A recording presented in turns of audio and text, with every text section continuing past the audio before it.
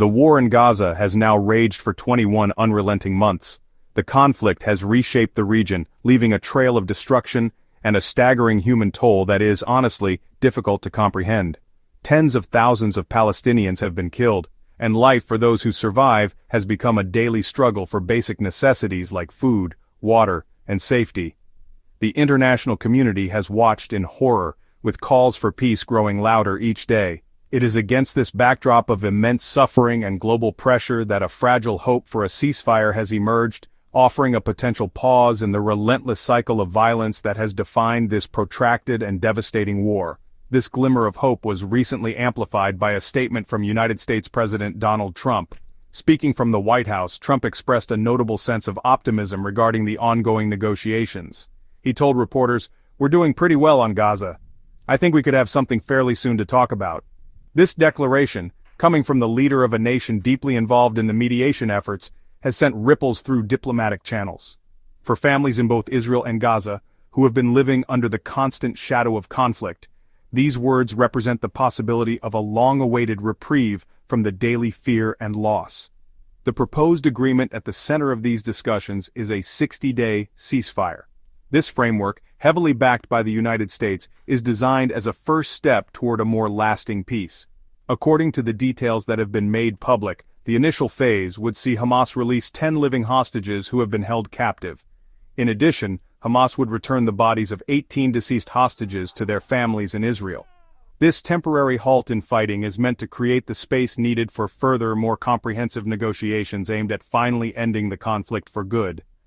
In exchange for the release of these hostages, Israel has reportedly agreed to several significant concessions. The deal would require Israel to release an unspecified but substantial number of Palestinian prisoners currently held in Israeli jails.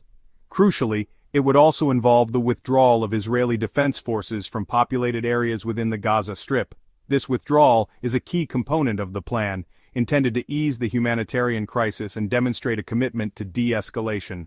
The entire process is being carefully mediated, with the hope that this initial 60-day period can build enough trust to pave the way for a permanent resolution.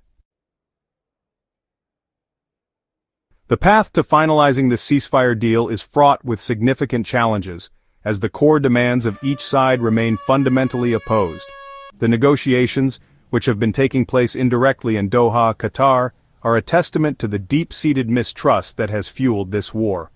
On one side, Israel, led by Prime Minister Benjamin Netanyahu, insists that its primary war aim is the complete dismantlement of Hamas as a military and political force.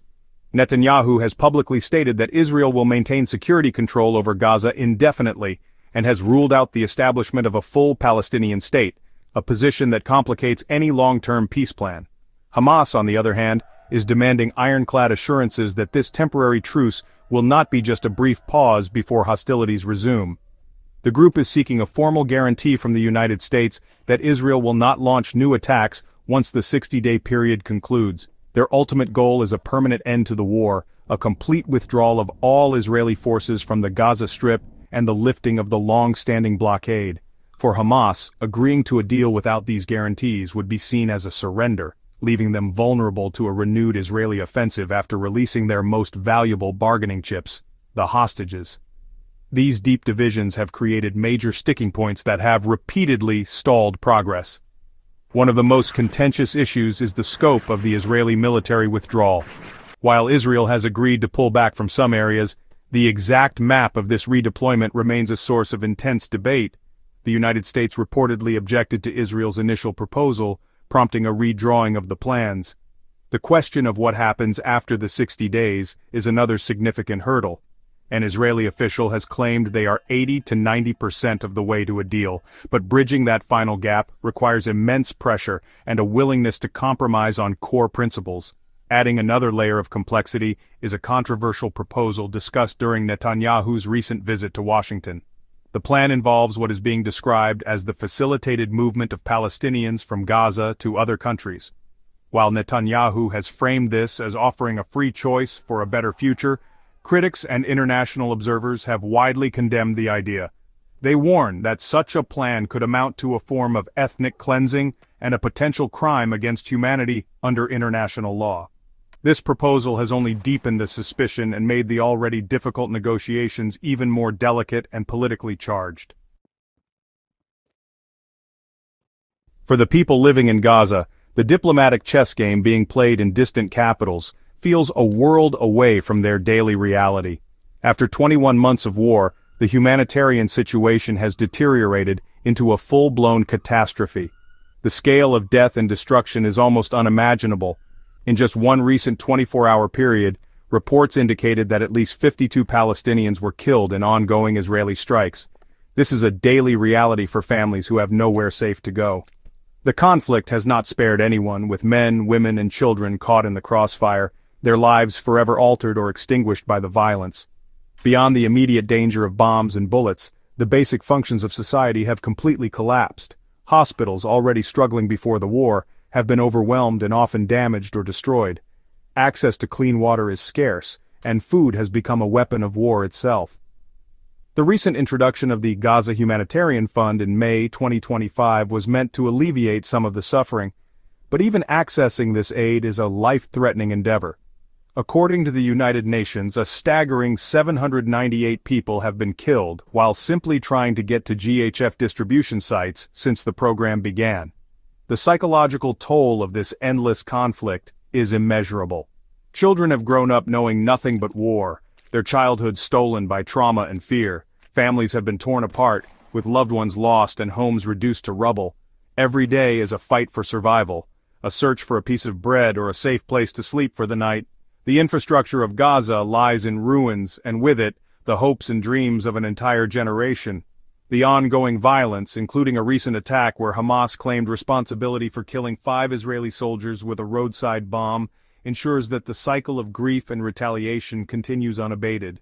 This war is not just a series of statistics, it is a collection of millions of individual stories of loss, resilience, and despair. The international community hears the numbers, tens of thousands killed, millions displaced. But for the people of Gaza, these are not numbers, they are neighbors, friends, and family members. As negotiators debate the terms of a ceasefire, the people on the ground are living through the consequences of every delayed decision. Their survival hangs in the balance, and for them, a deal is not a political victory but a desperate, urgent need for a chance to live. As the world watches, the coming days and weeks are critical. The potential for a 60-day ceasefire hangs in the balance, with its success or failure resting on the ability of mediators to bridge the vast chasm between Israeli and Hamas demands.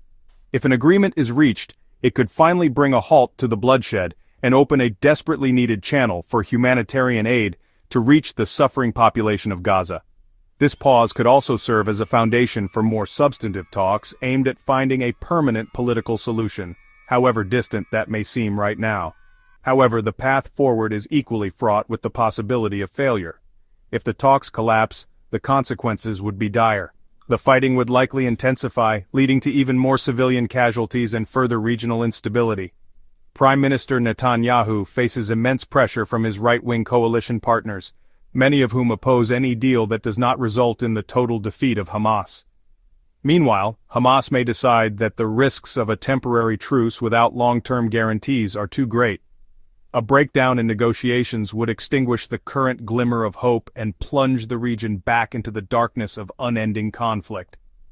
This conflict resonates far beyond the borders of Israel and Palestine, which is why the world remains so deeply invested in its outcome. The war has strained diplomatic relationships globally and has become a flashpoint for international debate and protest. The involvement of the United States, including President Trump's direct engagement and recent military actions in the region, such as the bombing of Iranian nuclear sites, underscores the high stakes.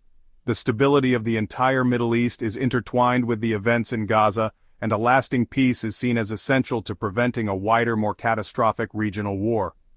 Ultimately, the future remains profoundly uncertain. The nomination of President Trump for the Nobel Peace Prize by Netanyahu, presented during his recent White House visit, highlights the complex and often surreal nature of the politics surrounding the war. Yet for the international community, and especially for the people living through the conflict, the focus remains on the urgent need to stop the killing, The world is on edge, waiting to see if diplomacy can triumph over violence and whether this latest push for a ceasefire will mark a turning point toward peace, or become just another failed attempt in a long and tragic history.